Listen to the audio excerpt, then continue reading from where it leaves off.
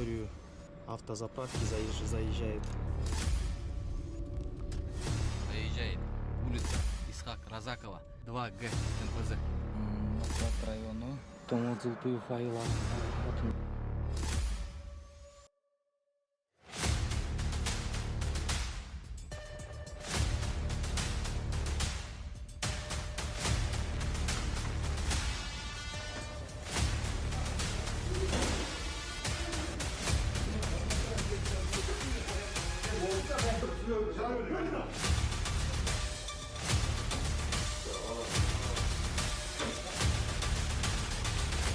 Следователь следственного дела, Главное управление ГКМБ по Белгородской области.